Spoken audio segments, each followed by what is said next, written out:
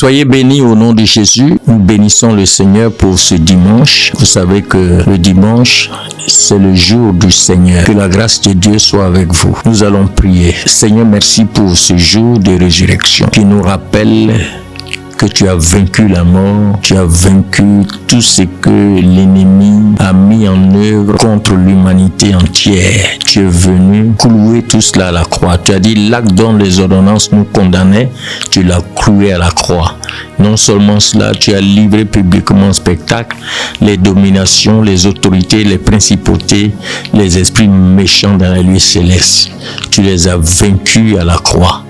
Nous te bénissons pour ce jour, cette journée de victoire sur la puissance de l'ennemi et le rachat que tu as fait, Seigneur, pour nous. Au nom de Jésus. Amen. Alors, notre thème ce dimanche, on est toujours sur les voix qui parlent dans l'homme. Aujourd'hui, nous allons développer la voie de l'amertume. Comment la reconnaître et la faire taire. Notre texte de base est dans Hébreux chapitre 12 verset 15. Il est écrit: veillez à ce qu'aucune racine d'amertume pousse des rejetons, ne produise du trouble et que plusieurs n'en soient infectés. La voie de l'amertume pousse des rejetons. Elle a cette phase qu'elle murmure dans le cœur de l'homme. L'amertume a une voix. Elle parle dans ton cœur tous les jours. Nous allons voir ce qu'elle dit souvent dans nos cœurs. Parce qu'il faut discerner cette voix pour la vaincre et marcher dans l'amour du Seigneur. L'amertume parle dans le cœur. Elle dit souvent: n'oublie jamais ce qu'on t'a dit, ce qu'on t'a fait. Alors que Dieu dit: pardonne comme j'ai pardonné, dans le Colossiens chapitre 3 verset 13. Pendant que Dieu dit pardonne comme j'ai pardonné, la voix de l'amertume te dit de ne jamais oublier ce qu'on t'a fait. Elle dit aussi: tu as le droit d'être froid et distant, alors que Dieu nous dit revêtez-vous de la compassion. Colossiens chapitre 3 verset 12. La parole de Dieu détruit la voix de l'amertume. C'est à toi de choisir quelle voix faut obéir. Parce que la parole de Dieu, c'est la voix de Dieu. La voix de l'amertume dit: Dieu n'est pas juste avec toi. Mais Dieu lui dit: mes voies sont parfaites. La voix de l'amertume dit: si tu pardonnes, ils vont recommencer. Elle murmure dans ton cœur. Si tu pardonnes à ta femme, tu pardonnes à ton mari, à tes enfants, ils vont recommencer. Ils vont recommencer les mêmes choses. Mais Dieu dit: à moi la vengeance, à moi la rétribution. Romains chapitre 12, verset 19. La voix de l'amertume dit: raconte-le pour que tout le monde sache. Faut pas garder dans ton cœur, raconte-le. Alors que Dieu lui dit: l'amour couvre une multitude de péchés. La voix de l'amertume te pousse à raconter ce qu'on t'a fait, alors que Dieu nous demande de manifester l'amour qui couvre toute une multitude de péchés. La voix de l'amertume aussi peut venir dire dans ton cœur là-bas: ta vie aurait été meilleure sans eux, sans tes parents, sans ceux qui t'entourent. Dieu dit: je change le mal en bien. Ça c'est Genèse 50 verset 20. La voix de l'amertume te dit de ne pas prier pour les frères, pour les sœurs et surtout pour ceux qui t'offensent. Alors que Dieu a dit: bénissez ceux qui vous maudissent. Dieu parle par sa parole pour détruire la voix de l'amertume. Job chapitre 21 verset 25 nous dit: tel autre meurt l'amertume dans l'âme sans avoir joui d'aucun bien. Tel autre meurt l'amertume dans l'âme sans avoir joui d'aucun bien. Vous voyez que l'amertume dans ce passage vole ta joie. Même quand tout va bien, dehors, l'amertume vole ta joie. Je voudrais te parler aussi de 3 portes qui ouvrent la voie à l'amertume, qui donnent accès à la voie de l'amertume. D'abord, et comment ces portes s'ouvrent. La première porte qui donne accès à la voix de l'amertume, c'est l'offense non réglée.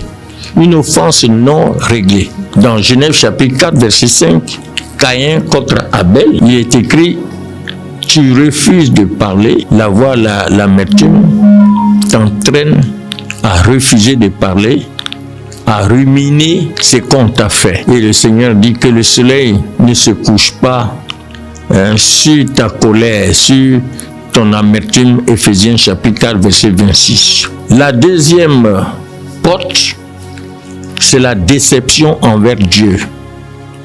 Naomi, dans Ruth chapitre 1, verset 20, Naomi disait: le Tout-Puissant m'a rempli d'amertume. Voyez, quand la voix de l'amertume entraîne les personnes qui l'écoutent, accuser Dieu de la perte ou du lieu de leur vie, il les entraîne à faire confiance à une voix qui n'est pas de Dieu. Tu accuses Dieu de la perte au lieu de lui faire confiance. Job chapitre 1 verset 22. La voix de l'amertume aussi entraîne la comparaison. Vous savez, dans Luc chapitre 15 verset 29, pour le fils aîné, il est dit: voici, il y a tant d'années que je te sers, tu comptes ce que les autres reçoivent. Ça, c'est la voix de l'amertume. Nous avons porté le poids du jour dans Matthieu chapitre 20 verset 12.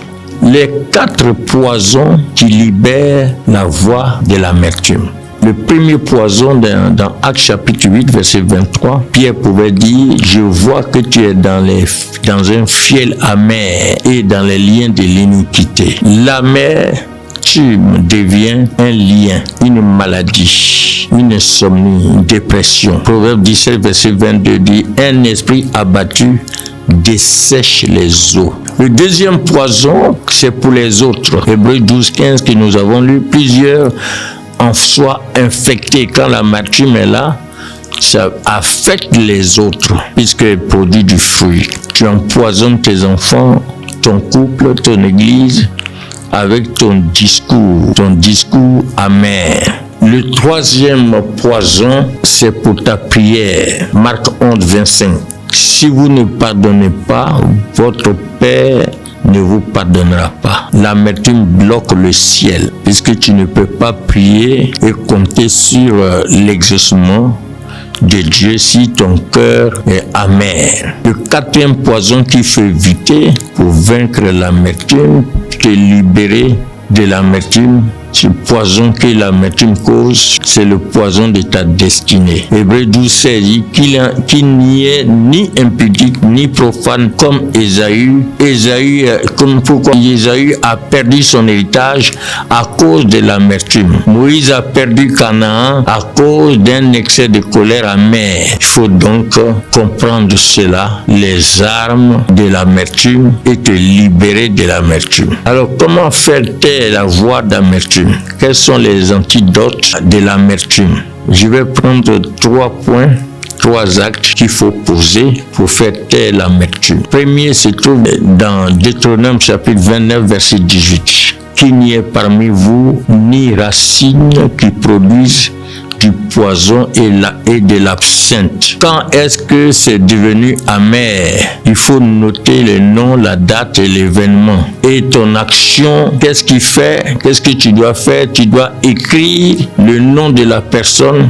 Tu dois dire à haute voix: je pardonne, je te pardonne, je remets la dette à cause de Jésus. Tu peux écrire Colossiens chapitre 2 verset 14. Le deuxième point, il faut jeter le bois dans les eaux de Mara. Dans Exode 15 25, l'Éternel lui indiqua un bois qu'il jeta dans l'eau et l'eau devint douce. Le bois, c'est quoi? Le bois, c'est la croix, et la croix qui emmène Jésus dans ton souvenir. Dis: Seigneur, tu étais là quand on m'a trahi, tu étais là quand on m'a offensé, tu as souffert plus. Père, pardonne-leur. Tant que tu ne mets pas la croix sur ta blessure, elle restera infectée. Le troisième acte, il faut changer de vocabulaire. Ruth chapitre 1 verset 20 dit: Naomi dit: appelez-moi Mara, mais Dieu n'a pas laissé finir Mara. Le verset 14 de Ruth 4 dit « Béni soit l'Éternel ». Ruth a changé, Naomi a changé de langage. « Béni soit l'Éternel ».